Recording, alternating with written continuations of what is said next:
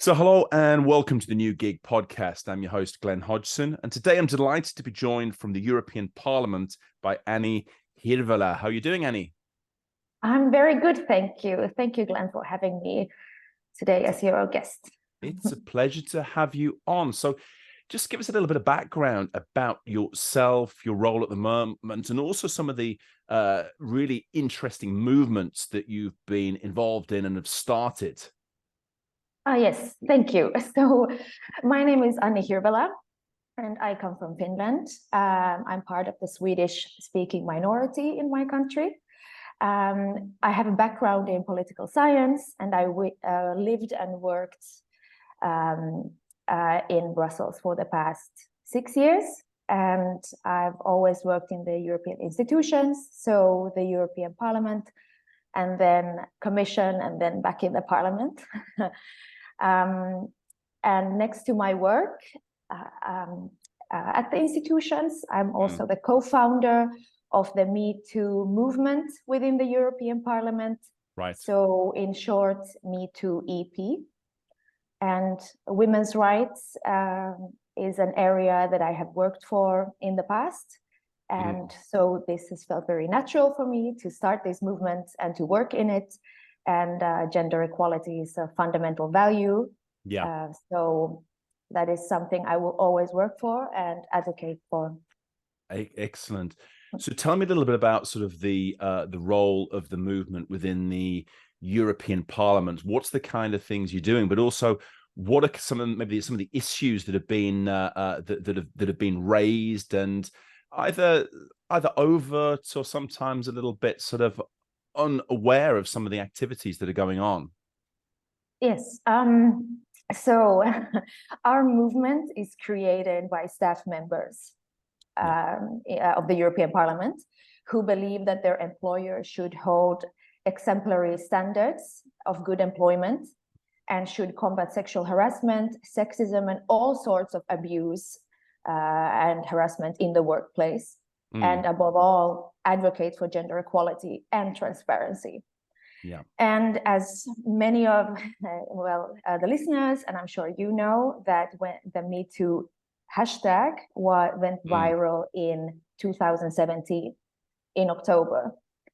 And back then, the European Parliament was very quick to react, and they adopted a strong resolution on the matter. And this resolution called on reforms for the existing anti-harassment measures within the House.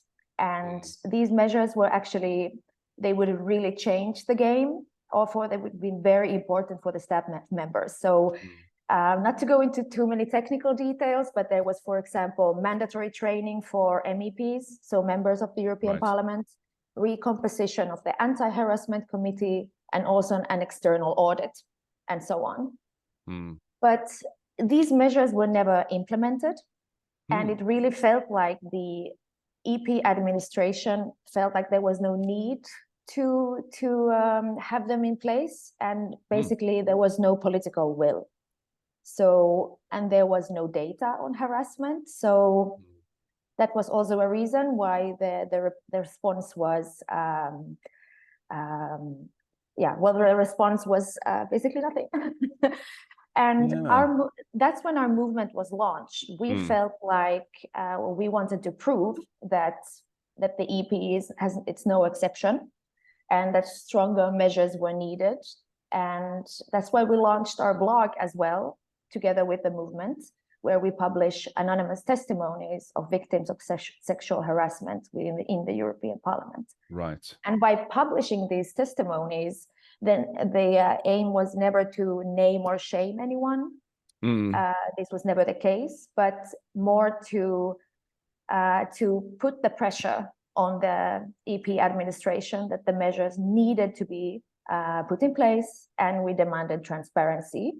Yeah. And I would claim that we were the ones who helped highlight the issue, and we started the discussion. And we started the calls to stop culture of silence. Yeah. And our aim is to raise awareness on this power imbalance and on gender-based violence and all sorts of harassment, not only sexual harassment. And these are often swept under the carpet because maybe it's not so clear what is harassment. Yeah, and I think that's an important point you raised there, Annie, in terms of sort of defining what is harassment. And you know, like most things in life, it's not black and white. It's a sliding scale from very extreme to minor. But as always, minor things can actually sort of build up and have sort of an impact. And I think that's why sort of the training element is probably very important within that, so people know the way in which to behave within certain situations. Absolutely. And I just want to highlight that after years of lobbying and campaigning for this, the European Parliament decided this July to implement the mandatory training for the next mandate. And that is a huge step. Okay, not everything in the resolution will be implemented, but still parts of it. And it's a huge step for an institution of this scale. So that we are, of course, very, very grateful for. But yeah, a lot of work is still to be done. But at least after 6 years, there has been improvement. I think it's fantastic, first of all, for being able to sort of put this in place. And, you know, like most things in life, it needs a few people who are willing to sort of work hard, keep pushing, be a little bit of a pain sometimes, keep it on the agenda and keep hammering on about the issue, because with attention spans and the way things go these days, it tends that something's in the it's in the spotlight for a few seconds, then it moves on and nothing happens. So I think that this dedication and consistency is absolutely crucial to the results there, Annie. Yes, absolutely. I mean, change doesn't happen in a day, especially of that on that scale, and in an institution with lawmakers that are around 700. Yes. And who also are protected by immunity. So it's the work did not happen in a day. The results did not come in a day. Well, definitely. But also, Annie, I think it's important, I think, just with the sort of the cultural context, as you say. I mean, the European Parliament being an organization, multinational by definition, and of course, different backgrounds, different nationalities, different cultures which come into that, whether it's North versus South, East versus West. There's a real sort of difference, shall we say, culturally. But of course, I think it's crucial that you need to be safe, protected, and considered when you walk into the institution, and having those kind of rules of the road, if you want to call it that, I think is an essential part of this. Yes, of course. I mean, there are so many cultures that going back and forth, in and out every day. But I would still, what I have always said, that I strongly avoid to use cultural differences as a reason for bad behavior or harassment of any kind. This is, I think, very important to highlight, because it's the person that is harassing or discriminating or acting in a bad way. It's the person who is to blame and not the culture. I think this is highly crucial to say that. Yes. I think it's more like whenever there's imbalance in power and a strong hierarchy, harassment may occur. And Brussels bubble is no exception in this. So if I take an example, like there's a lot of young people trying to establish a career in politics or wherever in the bubble, and one is very dependent on informal recommendations and contacts.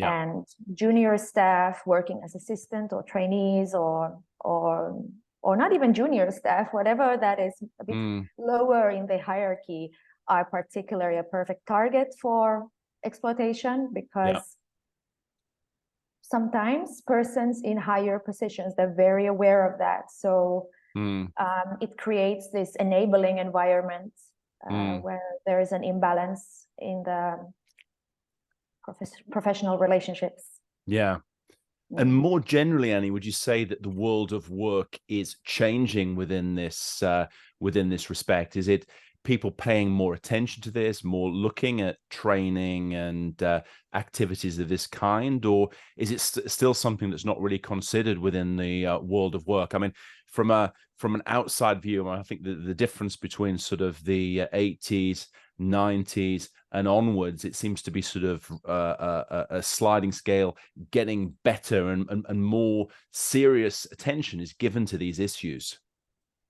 Definitely, the world of work is so different in many aspects and layers that it has ever been. I would say there's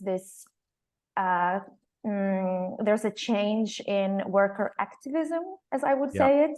Like, we're seeing this renewed attention to social responsibility, to diversity and inclusion.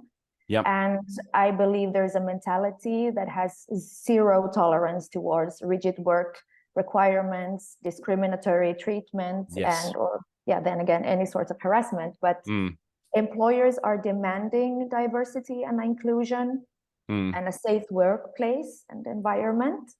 And that's a whole new wave to create a workplace free of bad behavior. But I think a modern workplace takes care of their employees. Yeah. This is, in my opinion, this is the new standard, I would say. Yes. Because that creates a good working environment, creates loyalty to the workplace. Yeah. When one is respected, one respects the employer. And that, in many cases, creates better results. Yeah.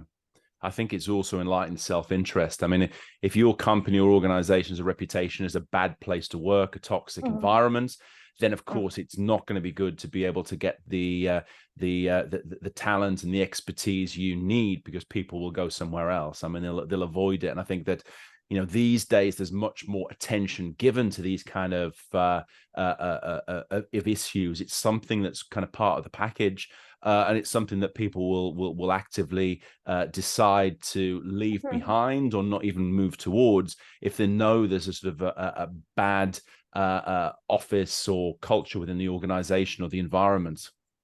I totally agree on this. Like, digitalization, social media has made it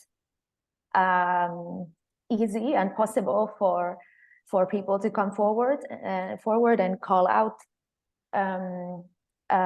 workplaces that are not treating their staff well, or just have Me Too EP is a great example of this. I mean, it is. It is, absolutely. It has made it easier for whistleblowers to come forward. I wouldn't say we actually have not officially ever used the word whistleblowers for us, because we always been there, or the movement is there on front, but still, in a parenthesis, we might maybe the options there. Exactly. It gives a safety net and a release valve that, you know, you could use the movement for that if necessary. Yeah, perhaps. Yeah, it could be. Yeah. And Anni, you were talking about sort of social media that you just mentioned before there. Could you say a little bit about digitalization and how increased digital tools, techniques, but also digital ways of working, has this affected the sort of the way we interact with each other or not? Are we getting better? Are we getting worse? I mean, just to have a look at sort of some of the sort of feeds on X, for example, some of the toxic, awful things that are being put across. Is that sort of being seen in the real world in terms of the sort of the physical workspace, or what's your sort of thoughts around this? Oh, yeah, that's a big question. I think, you can, of course, it's like life in the real world and life on social media. And these are not always the same, of course, because people are using social media to, for example, attack someone, or just have a smear campaign, or so it's they're not really saying it to their faces what they can say online. Yeah, of course, social media has a lot of potential. As I just said, it can be a good platform for activism. Yes, but it's still, one has to take the responsibility when you use that platform. Whatever you are then writing, you always have to remember that whatever you're saying, yes, freedom of speech, but it always comes with a responsibility, and that is something that I think 100%. everyone should think about, even the platforms. Absolutely, and I fully agree with you that. Especially today, I think. Well, especially today, and I think it's one thing. I mean, freedom of speech is great, but you need to take responsibility for what you say. Have a proper name, have a proper profile picture. If you're going to sort of say something that's inflammatory or extreme, then be willing to stand up for it. Don't sort of hide behind an avatar or a picture of a cat or something ridiculous like that. You need to be able to back it up and be able to accept what comes back at you, in the same way that if you said that to someone in the street, the consequences could be pretty tough, but you need to be prepared for that. Absolutely. I agree. Or think once, twice, maybe 3 times before you actually sort of press the post button and be able to make it, because it's permanent, as you said there, Annie. It's the fact that once it's there, it's there forever, and it can be used against you, either good or bad. So you got to be careful. Definitely. That's why I also want to highlight that our anonymous blog and everything the Me Too EP has ever puts out online is always well thought, and we always want to still be that movement that is working together with the lawmakers. This is something that we always wanted to emphasize, because the moment one, as a group or a movement or whistleblower or whatever you want to call yourself, whenever you start to demanding something, you have to remember that if you want that change, you have to work together with someone. Yeah. So when it comes to the EP for the European Parliament, we are there to help them to highlight the things that need change. We are not there. We have never been there to have a smear campaign in the media or something like that. Yes, and I think that's an important point, because so much is fragmented and polarized these days, and you get these echo chambers that people just speak within their small group, and they don't reach out to people who maybe sort of think slightly differently on different sort of issues and have different viewpoints. And I think that's powerful, this whole idea of sort of discussion, dialogue, which I think could disarm a lot of the inflammatory material and hardwired viewpoints that we see increasingly these days, Annie. And that's something that, of course, we need to be able to address if we're going to be able to move forward and reach any kind of working compromise. Yeah, exactly. That's very true. And say a little bit more about the digital element, which is something that interests me. About, are people better at being able to communicate and know what's right and wrong, and what kinds of social behavior are acceptable in certain forums? Or is it a case that this is muddying the waters, and people are feeling more unaware about how to act or how to behave in a kind of a work or a professional environment?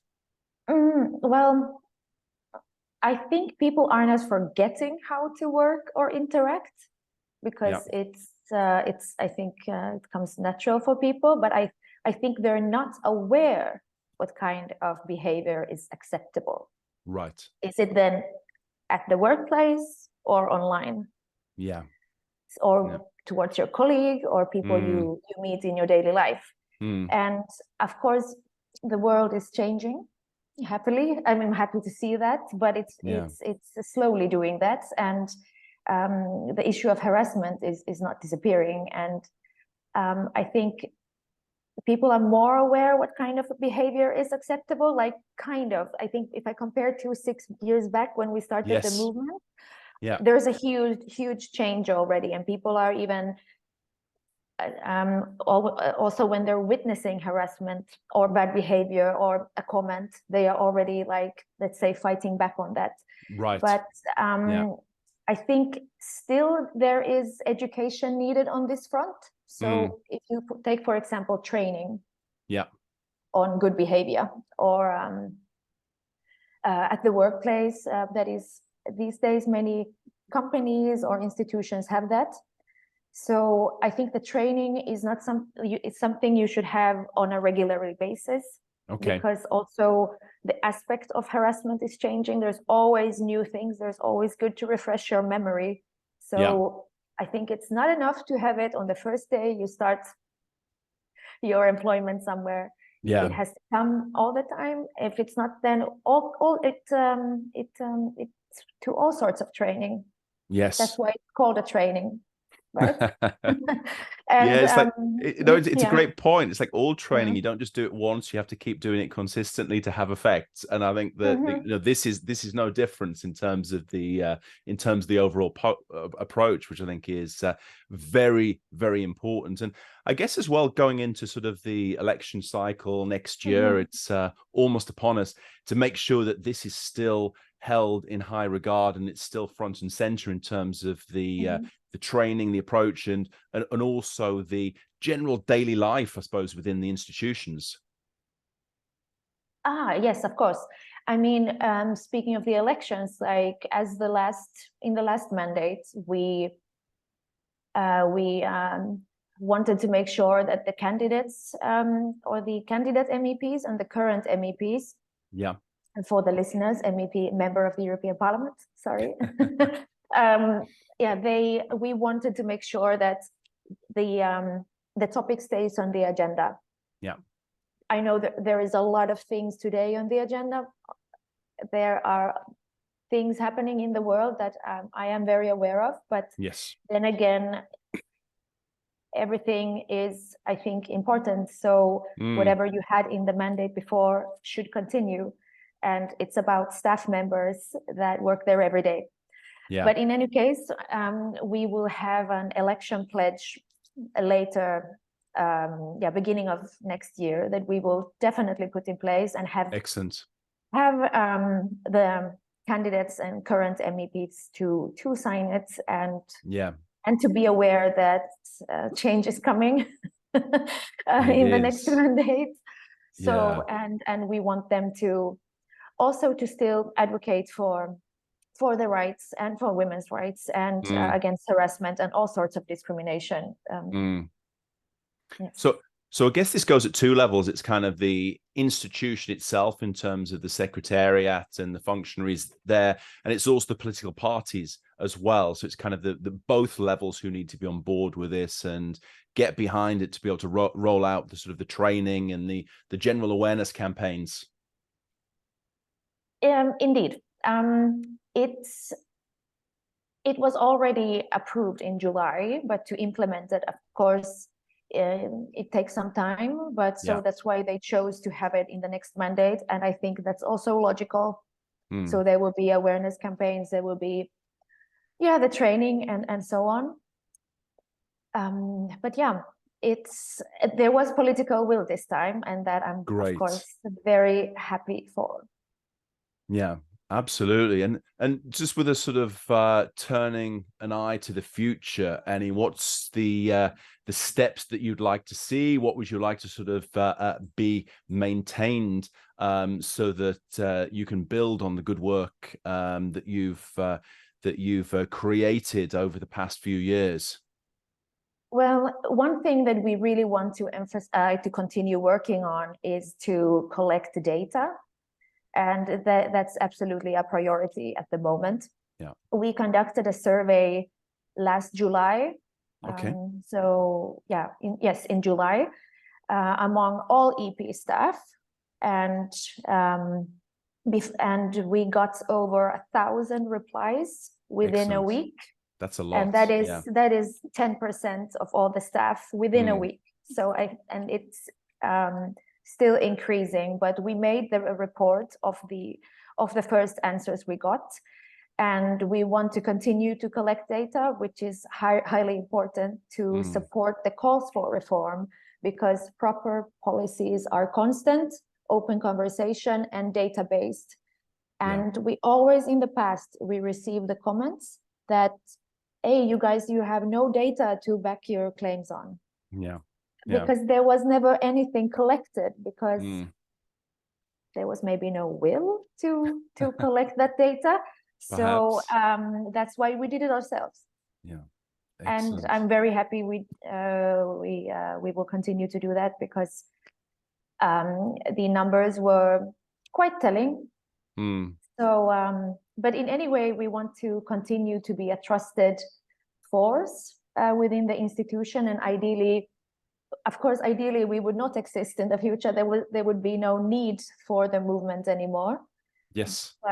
But for but for now, I see that we represent the voices of the staff and of the victims. Yes. And of course, we want to continue to work with like-minded stakeholders and continue to build our community around the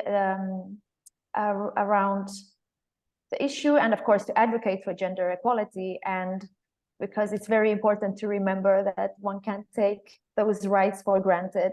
They always have to be safeguarded. They have to. I think that's something very important to remember today. I think it is, to be able to sort of keep saying, keep on the message as well. And I think that sort of be on top of that. And like most roles in life, the ultimate success is to do yourself out of a job. So I suppose that's the same thing that you have there, that you're not needed anymore within this particular role. That will be the ultimate success. Yes, that would be the ultimate success. That we would just, close the blog. Close it. We can all go home and focus on something else. But exactly. it takes time for this reality to be achieved. And you know, it's such an important thing. And you know, really appreciate your time, Anni, to spend some time with us talking about what you're doing, but also talking about these issues, because we focus a lot on the sort of future of work and the evolution in terms of digitalization, but also how people interact with each other. And I think that these issues are so important within that whatever we can do is using digitalization for training, or people just to realize how to actually sort of interact with each other in an appropriate way, is just so important. I think it's a key element of the future of work, when we go from sort of the old-fashioned kind of mid-70s view of an office with all its prejudices and bigotries and all things like that, that we're moving on to something that's a bit more open and accessible for absolutely everyone, you know, and the whole sort of diversity inclusion thing, really bringing it home that we have something that really sort of works for everyone, whether they want to work from home, online, hybrid, or these things, that it should be accepting and it should be sort of open to all. So fantastic work that you're doing, and I really hope you come back to update us on the developments in the future on this. Thank you so much. I definitely will. There will be things for sure, and hopefully in the end it will be not there anymore. But in any case, thank you so much, Glenn. This was a pleasure.